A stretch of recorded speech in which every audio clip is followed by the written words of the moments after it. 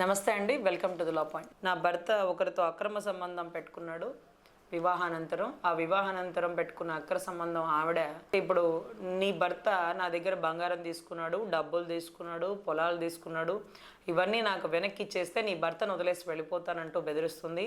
వీటికి సంబంధించిన ఏ వివరాలు నాకు తెలియదు అంటూ ఆ వివాహిత స్త్రీ అడుగుతుందండి. సో ఒకటి, నా భర్తకి ఇప్పుడు ఆమె వద్దు అని అనుకుంటున్నాడట. నేను ఇప్పుడు ఏం చేయాలి అంటే, అప్పుడు కావాలనుకున్నాడు, ఆమె అన్నీ కాజేసి ఇప్పుడు వద్దు అనుకుంటున్నాడు, నేనేం చేయాలి? లేకపోతే ఆవిడకి ఏం సమాధానం చెప్పాలి? ఆవిడని ఎలా వదిలించుకోవాలి? ఇన్నాళ్ళకి లేక లేక నా భర్త ఆవిడ వద్దు అంటున్నాడు అని ఈ భార్య మనల్ని అడుగుతుంది. ఇప్పుడు మనం ఒకటే చెప్పాలండి. సో నిజంగా ఇదంతా జరిగిందా? ఆవిడ దగ్గర నుంచి తను డబ్బులు తీసుకొని ఆమెను లోబరుచుకుని ఆవిడ ఇల్లు ఒళ్ళు గుల్ల చేసి ఈరోజు నాకు వద్దు అని వదిలేస్తున్నాడా? అంటే అక్కడ భార్య అయినా, రిలేషన్లో ఉన్న అమ్మాయి అయినా సరే, ఎవరైనా ఆడదే అవసరానికి వాడుకొని అవసరం అయిపోయాక వదిలిపడేస్తే ఆవిడ ఊరుకోదు. ఎందుకంటే ఇలాంటి వెధవ కోసం ఆవిడ తన తల్లిదండ్రునో లేకపోతే భర్తనో వదిలేసి వచ్చి ఇతన్నే నమ్ముకొని తెచ్చిన బంగారం డబ్బులు కూడా ఇచ్చి ఉండొచ్చు. ఇటువంటప్పుడు ఇతను వద్దు, ఈ టైంలో వదిలేసి వెళ్ళిపోతానంటే ఇది కరెక్ట్ కాదు. ఇంకొకటి ఏంటంటే, ఎవరైతే మనల్ని ప్రశ్న అడుగుతున్న ఆవిడది లవ్ మ్యారేజ్ అట. మరి ఆవిడకి ఈ విషయాలు ఏమీ తెలియదట.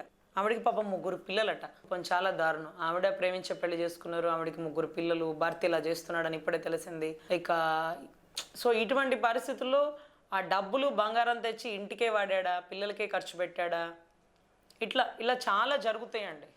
ఇంకొకటి ఏంటంటే, మన మధ్యకి ఈ మధ్యకాలంలో వచ్చిన ప్రశ్న ఏంటంటే ఇలాంటిది. ఒక బెంగళూరులో డాక్టర్ ఫస్ట్ ఒక మ్యారేజ్ చేసుకున్నారు. ఆ భర్త ఎవరో చీట్ చేసినాడు, అమ్మాయిని ఇక్కడ బెంగళూరులో వదిలేసి ఆస్ట్రేలియాకో ఇంకో దేశానికి వెళ్ళిపోయినాడు. మళ్ళీ డాక్టర్ పాపం మ్యాట్రిమోనీలో చూసి ఒక అబ్బాయిని వివాహం చేసుకున్నారు. గతంలో అబ్బాయి డైవర్సీ అని కూడా ఉందట. సో డైవర్సీ అని అడిగితే ముందు పెళ్లి చేసుకున్న ఆవిడని కూడా అడిగిందట, నాకు అతని గురించి ఏం అడగకండి అనిందట. పాపం డాక్టర్ గారు ఎవరైతే ఉన్నారో ఈవిడ పూర్తిగా అతన్ని నమ్మి లక్షలు ఒక 50 లక్షలు ఇచ్చిందా, 60 లక్షలు ఇచ్చిందా, ₹1,00,00,000 ఇచ్చిందా, ఆవిడ బంగారం అంతా ఒలిచి ఇచ్చిందా, అంతా తీసుకొని ఇప్పుడు ఎక్కడో గుజరాత్లోనో ఎక్కడో రాజస్థాన్లో జాబ్ చేస్తూ ముందు విడాకులు అవ్వలేదట భార్యకి, ఆవిడ బిడ్డలకి ఈ డబ్బులు ఖర్చు పెడుతున్నాడట. రీసెంట్గా మన దగ్గరకు వచ్చినటువంటి క్లయింట్. సో ఇప్పుడు ఈ భార్య అడుగుతుంది, నన్ను మోసం చేసి ముందు భార్యకి అన్నీ పెడుతున్నాడండి, నాకు పెళ్ళయిందని చెప్పి నన్ను పెళ్లి చేసుకున్నాడు, నన్ను మోసం చేసినాడు అని అడిగింది. ఇప్పుడు ఈవిడేమంటున్నారంటే, నన్ను పెళ్లి చేసుకొని ఇంకొక ఆమెని చేసి ఇప్పుడు ఆవిడ నాకు డబ్బులు ఇస్తేనే వెళ్ళిపోతానంటుంది. ఆ డబ్బులు ఈ భార్య ఎక్కడి నుంచి తీసుకొచ్చిస్తుంది? డబ్బులు ఇచ్చే పరిస్థితిలో భర్త కూడా లేడు. ఇప్పుడు ఈ ప్రశ్నకి సమాధానం ఏంటంటే, ఇక ఆవిడని కేసు ఫైల్ చేసుకోమనండి. ఆవిడ ఇచ్చిందనడానికి ఆధారాలు ఏంటో ఆవిడ చూపించాలి. ఎందుకంటే 420 చీటింగ్ అనేది నమోదు చేస్తారు. నా దగ్గర డబ్బులు తీసుకున్నాడు, పొలం తీసుకున్నాడు, నన్ను లోబరుచుకున్నాడని ఆవిడని కేసు నమోదు చేయమనండి. దర్యాప్తు చేస్తారు. నిజంగా తీసుకుని ఉంటే సమాధానం చెప్తాడు. అదర్వైజ్ ఈ సమస్యలోంచి తప్పించుకోవడం సాధ్యం కాదు.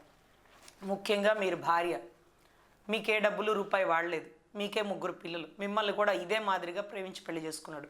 సో ఇక కేసులతో తేలడమే కానీ కేసులు లేకుండా ఇది అయ్యేది కాదండి.